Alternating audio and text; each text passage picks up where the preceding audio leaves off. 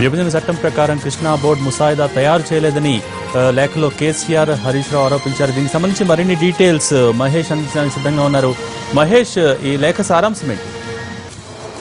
భోగి ఈ రోజు తెలంగాణ ముఖ్యమంత్రి కేసీఆర్, అదేవిధంగా తెలంగాణ నీటిపారుదల శాఖ మంత్రి హరీష్ రావు విడివిడిగా కేంద్ర జలవనరుల శాఖ మంత్రి ఉమాభారతికి లేఖ రాశారు. రీసెంట్ గా ఏదైతే కృష్ణా రివర్ మేనేజ్మెంట్ బోర్డు లో మీటింగ్ లో కొన్ని నిర్ణయాలు తీసుకోవడం జరిగింది.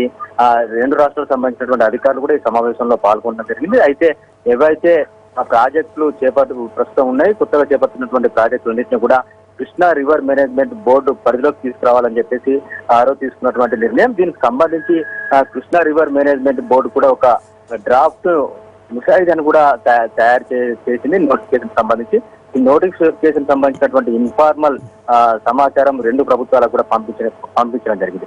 అయితే ఇది ఏదైతే డ్రాఫ్ట్ నోటిఫికేషన్ ఉందో ఈ డ్రాఫ్ట్ నోటిఫికేషన్ ని తెలంగాణ ప్రభుత్వం తీవ్రంగా వ్యతిరేకిస్తుంది.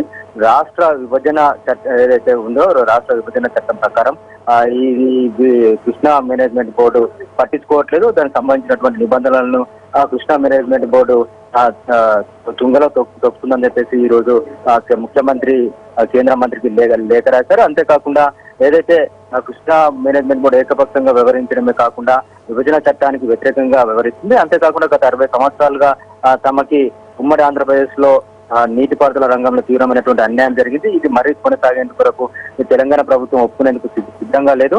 ఏదైతే ముసాయిదా నోటిఫికేషన్ ని విడుదల చేయాలనుకుంటున్నారో దాన్ని విడుదల చేయకుండా ఆపాలని చెప్పేసి ఉమాభారతికి లేఖ రాశారు. మరొక వైపు కృష్ణా సంబంధించినటువంటి కృష్ణా నీటిలో తెలంగాణ వాటా తేలేంత వరకు కూడా ఈ నియంత్రణని ఏదైతే ప్రాజెక్టుల నియంత్రణని కృష్ణా బోర్డు పరిధిలోకి తీసుకురావద్దని చెప్పేసి కూడా ఈ లేఖలో పేర్కొన్నారు. ఇప్పటికే బ్రిజేష్ కుమార్ ట్రిబ్యునల్ యొక్క కాల పరిమితిని పెంచడం జరిగింది.